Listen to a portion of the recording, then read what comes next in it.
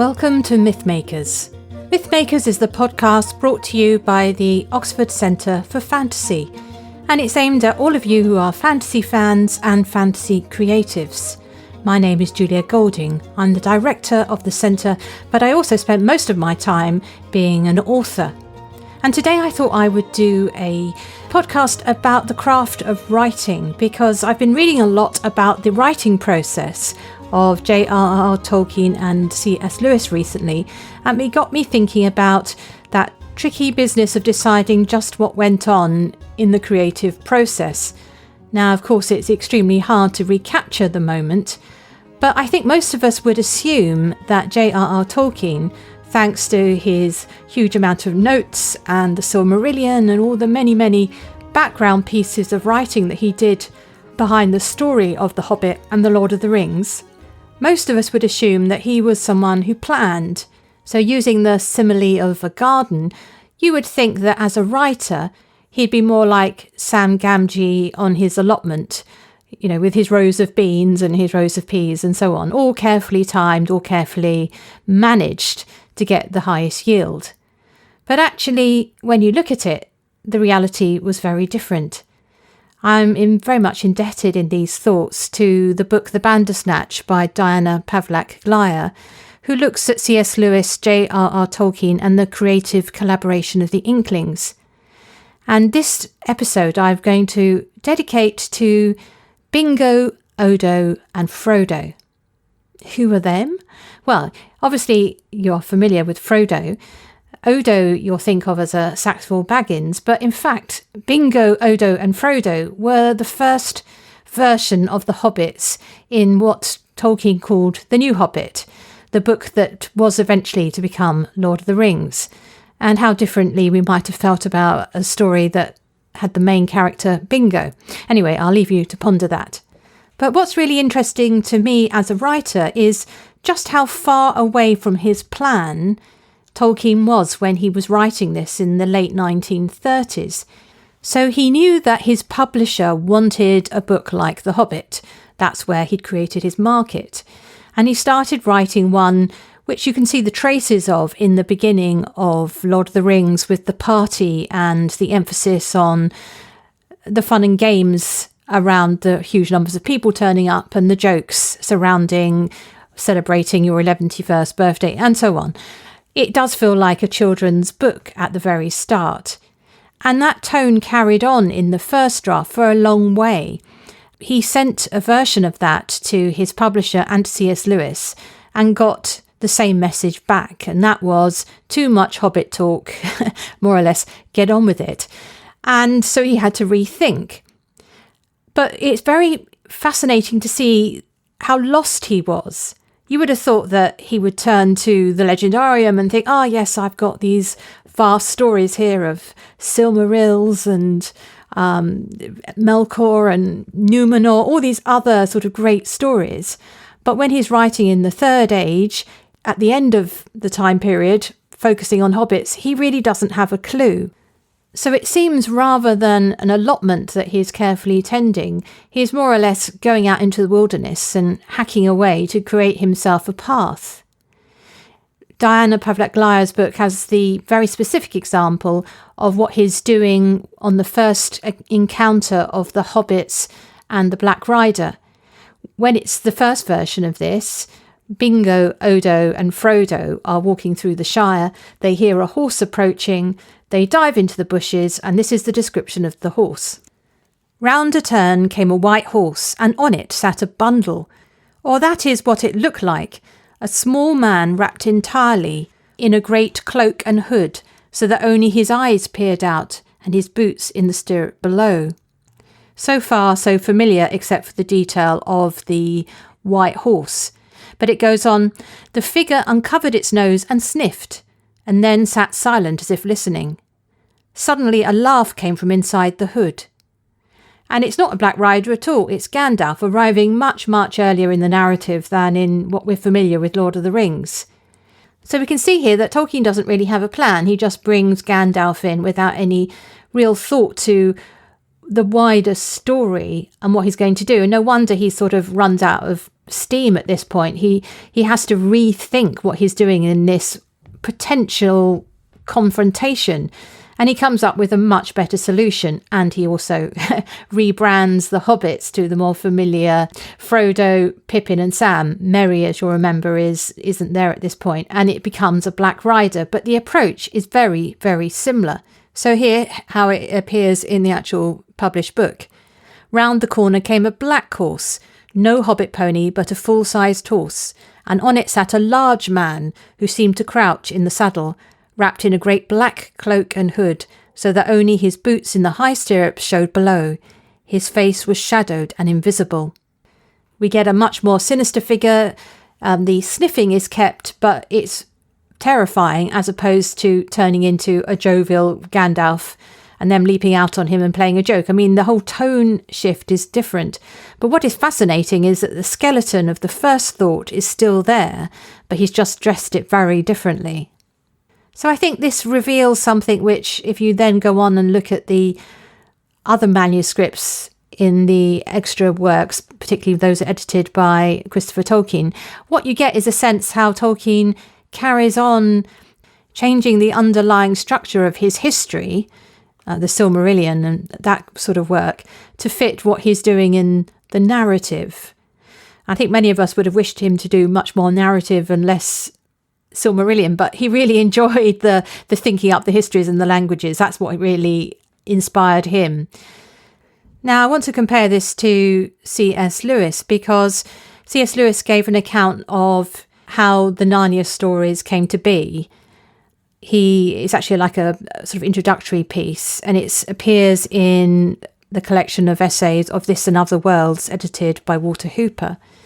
Anyway, he says, all my 7 Narnian books and my 3 science fiction books began with seeing pictures in my head. At first, they were not a story, just pictures. The Lion all began with a picture of a faun carrying an umbrella and parcels in a snowy wood. This picture had been in my mind since I was about 16. Then one day, when I was about 40, I said to myself, let's try to make a story about it. Now, this suggests a much more a person who is writing by discovery. He's got an image and he thinks, okay, what's the story about this image? It's the classic approach of the discovery writer who starts with an idea and then goes on to discover the story behind it. But on the other hand, there's also the chance that he worked the other way around too, because Michael Ward's book, Planet Narnia, suggests there's actually a much more complicated and secret underpinning to the Narnia series. His idea that each of the 7 books reflects the 7 major planets. It's a technique beloved of the medieval writers, and C.S. Lewis, as a medievalist, he might well have been having this secret code, this sort of joke, literary joke underpinning what he's writing. So in this scheme, for example, The Lion and the Witch and the Wardrobe is influenced by the planet Jupiter. Now, Jupiter gives us the idea of Jove and jovial. Michael's argument is that there are many things that happen in Lion and the Witch and the Wardrobe which are best understood if you think about Jove being the sort of presiding spirit of that piece. So, for example, when the spell is broken and it moves from winter to spring, we skip over March and April and go straight to May, which is a month associated with Jupiter, with Jove in the medieval mind. And also the presence of Father Christmas, which we discussed at the live stream just before Christmas. And very literally a jovial figure with his Rubicon face and the sort of fun and joy that he brings. So that's the argument that Michael Ward is making, that actually a book that seems to be a classic discovery writer's book, going from an image, is actually much more planned and much more schematic than you might think when you look at it for the first time. So what does this mean for a writer? I think it's probably fair at this point to go back to the little essay, It All Began with a Picture by Lewis, because he gives this word of warning. The editor has asked me to tell you how I came to write The Lion, the Witch and the Wardrobe. I will try, but you must not believe all the authors tell you about how they wrote their books. This is not because they mean to tell lies. It is because a man writing a story is too excited about the story itself to sit back and notice how he is doing it. In fact, that might stop the works. Just as if you start thinking about how to tie your tie, the next thing is that you find you can't tie it. I relate to this as a writer because when I go around schools and festivals, I'm very often asked, where do you get your ideas from? And it's very hard to sort of go back and unpick where things do come from, because it is actually, to use a Tolkien image, it's a cauldron of stories that you're dipping into rather than some clear origin story like, the radioactive spider biting Spider-Man. It's not as simple as cause and effect like that. I thought I'd illustrate what I mean by taking one of the very first series I wrote. This is a children's quartet called the Companions Quartet. The basic idea in this series is that it's about children who belong to the secret society for the protection of mythical creatures. In their ordinary life, they're going to school and hanging out in coffee shops and all the rest of it, but they also belong to a society outside school whose job it is to protect the mythical creatures. Now, we've reached a point where there are no longer any spaces for these creatures to hide, no here be dragons on maps, so it's getting increasingly more difficult. And then you also get the problem that their habitats are vanishing, so they're pushed into confrontation with humans. Mythical creatures are angry and they are threatening to punish humanity for what they're doing.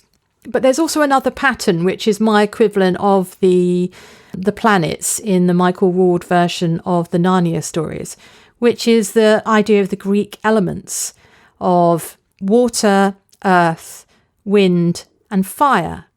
So I started out with this structure in mind. I knew that there would be 4. I knew that each book would be presided over by something that felt watery or earthy and so on. But once I sort of set the mood and the tone, it didn't particularly weigh down on the story requirements. It was just something which I had in the back of my mind.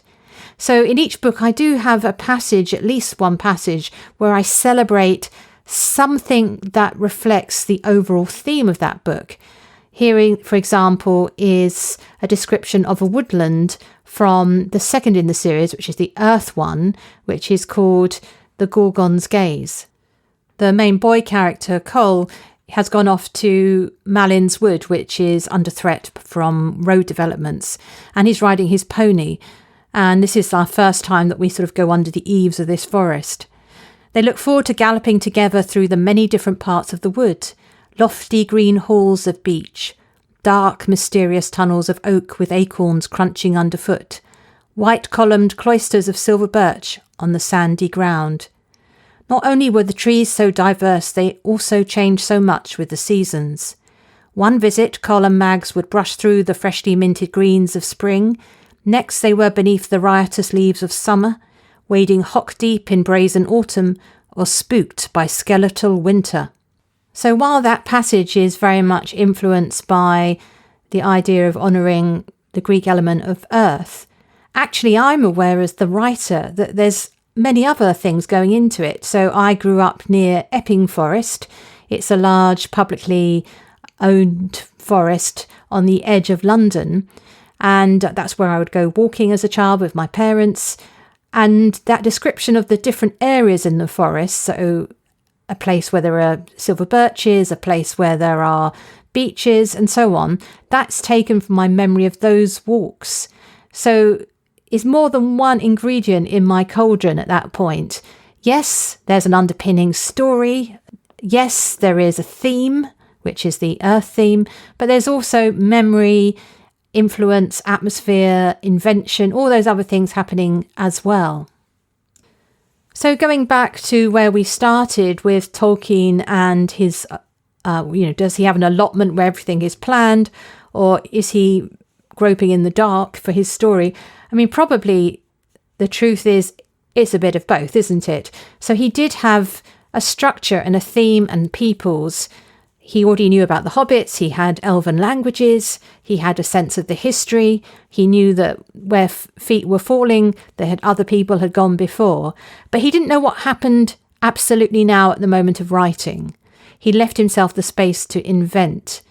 There's probably also an element here that he's writing to please an audience rather than to please himself. So he knows he has to write a different kind of story from the one he would prefer to be getting on with, which might be elaborating another aspect of elven history.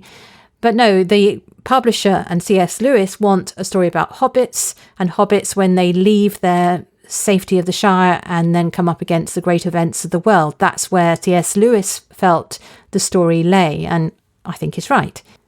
So when we're teaching writing as part of what we do at the Oxford Centre for Fantasy on our online courses, I often start with asking people to analyse what kind of writer they are. Are they a chaotic writer with, a sort of flurry of ideas, or are they somebody who's planned out their fantasy novel since the age of 13? All sorts of people come through the door. But I think in the end, what happens is all of us are discovery writers at the point of writing, that we have to be open to the idea of exploring our image, our road, whatever it is that sparked the original idea from the story.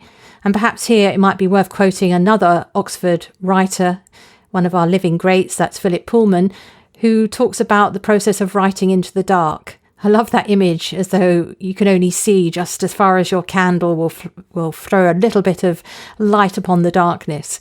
And that's what gets him up in the morning to write the next chapter. And for me, while I may have a plan, I also do like to be surprised by my own writing. If you'd like to explore your own writing and see where your story takes you, do think about joining one of our courses or coming to one of the in-person experiences that are going to happen in Oxford this year.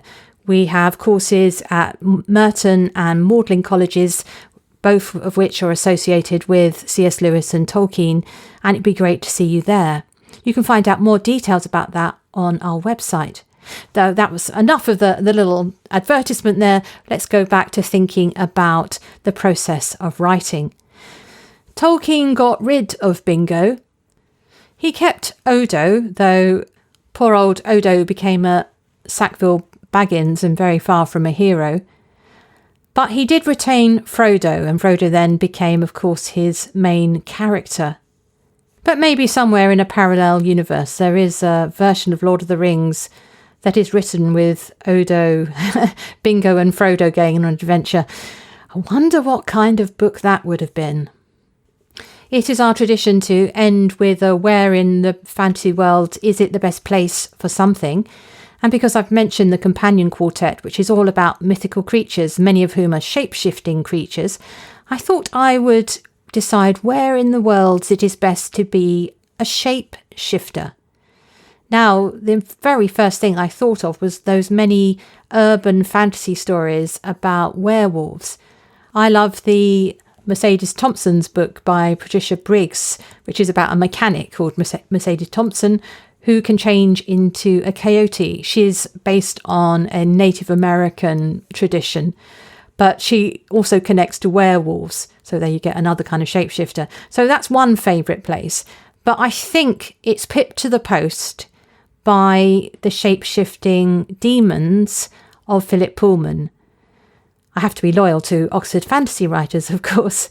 But in the Northern Lights or Golden Compass series, what a brilliant idea was it to come up with the idea of a creature that accompanies you as a child, a demon who represents your spirit. Someone was telling me the other day that the idea for the demon actually didn't come to Philip until many, many drafts into the Northern Lights. It's almost impossible to imagine what the book was like without that. But there you go. That's an encouragement for redrafting if you're writing. Maybe some of your best ideas are still to come. So I think the best fantasy world for shapeshifting is the Northern Lights and the Philip Pullman demons. Though, of course, there is the very sad thing that your demon settles down when you get to maturity. And I'm always a bit worried if you end up with a cockroach or something, that you almost have no choice but to be a bad guy, don't you, in that case. But anyway, I like the demons at the younger end of the scale when they're still able to change. That's a wonderful idea. That's all for this week. Thank you very much for listening. Thanks for listening to Mythmakers podcast, brought to you by the Oxford Centre for Fantasy. Visit oxfordcenterforfantasy.org to join in the fun. Find out about our online courses, in-person stays in Oxford, plus visit our shop for great gifts. Tell a friend and subscribe wherever you find your favourite podcasts worldwide.